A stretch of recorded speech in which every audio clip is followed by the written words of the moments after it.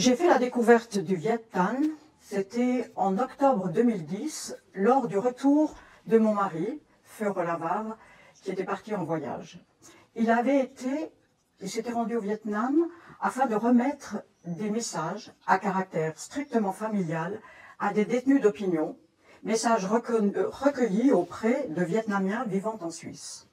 Le hasard a fait que le 10 octobre, il se trouvait sur la place principale au centre de Hanoï et il a assisté à une manifestation qui avait été mise en place par le Viet Thanh.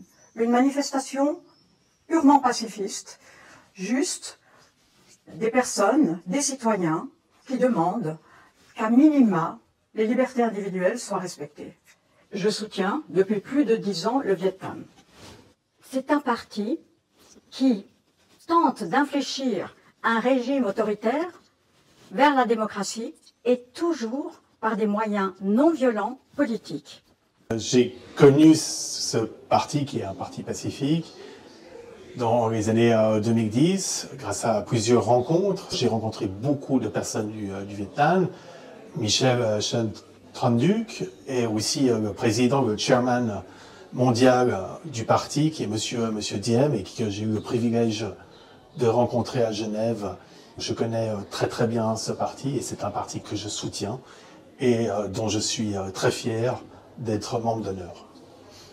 Je le connais un peu, je pense, depuis les années 2000, puisque probablement que les premiers contacts entre le comité Suisse-Vietnam et nos amis de Viet Thanh doivent dater de cette époque, probablement. Je le connais encore mieux et avec infiniment de plaisir depuis le 18 avril 2007, puisque c'est la date à laquelle j'ai été nommé membre d'honneur du Viet Thanh, pour lequel je suis évidemment extrêmement fier.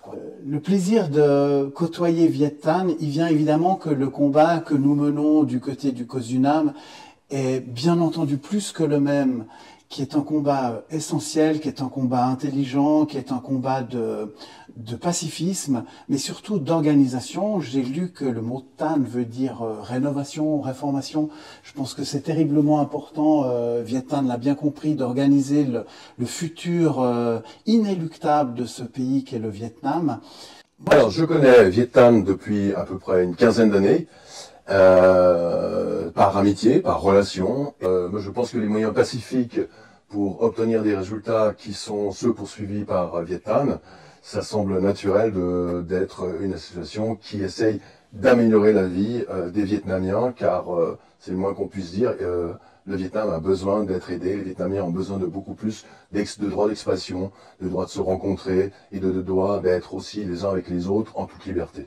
Et j'ai l'impression qu'il y a beaucoup de travail à faire et je participe volontiers à ce travail et ce courage qu'ont justement tous les membres de Viet Thanh. Où on s'est rendu compte que les familles avaient eu vraiment beaucoup de joie de recevoir un message de l'étranger, parce que nous n'étions que les pigeons voyageurs qui apportaient dans le fond des messages de soutien pour dire vous n'êtes pas seuls, on est là avec vous, vous n'êtes pas abandonnés, et ça leur donnait un renforcement dans leurs convictions et surtout à travers la crise et les difficultés qu'ils traversaient.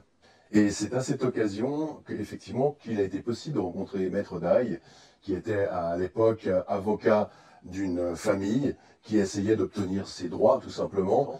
Le sort des prisonniers politiques m'intéresse tout particulièrement parce que moi-même je suis avocat et je tiens au respect des droits de l'homme et ces droits de l'homme sont systématiquement violés malheureusement au Vietnam. Et dans ce contexte-là, on a organisé plusieurs actions, alors des collectes de fonds en faveur des familles des prisonniers politiques, la mise en place de pétitions, de nombreuses pétitions signées par des politiciens importants, suisses et genevois, visant la libération des prisonniers politiques. Et puis, en tant qu'avocat aussi, j'ai revu le deuxième Shadow Report qui avait pour objet Viettel et la question de l'expropriation de terres détenues par des villageois et par des familles qui étaient là depuis, j'ose le mot, des millénaires. C'est vrai qu'on a le plaisir d'organiser chaque fin d'année, pratiquement, ici au Grand Saconnet, une réunion, une soirée en faveur des réfugiés et de la démocratie au Vietnam. Et c'est vrai que par ce biais-là, c'est l'occasion de rencontrer les responsables de Viet Thanh. Il y a aussi toute cette partie terriblement importante qui est le combat d'actions, comme par exemple les rapports qui sont envoyés au Haut Commissariat des droits de l'homme, qui sont terriblement importants et pour lesquels il y a toujours un travail très important de regrouper ces informations.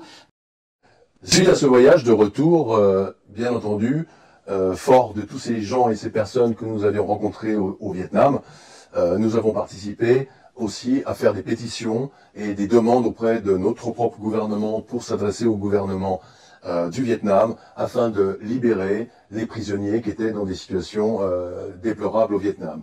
Et nous avons eu la chance et le bonheur de rencontrer les premiers prisonniers qui étaient enfin libérés par le gouvernement vietnamien. Et nous avons eu Monsieur Dai, nous avons eu Monsieur Wang, Monsieur Dieu qui est de retour à Paris et qui a participé à de nombreuses rencontres aussi avec nous par la suite. Et je me suis engagée de faire tout mon possible en faveur des détenus de conscience. Dans les faits, ça se traduit par la signature de pétitions, des tentatives d'approcher le consulat vietnamien à Genève. C'est aussi être un membre actif auprès du comité du COSUNAM.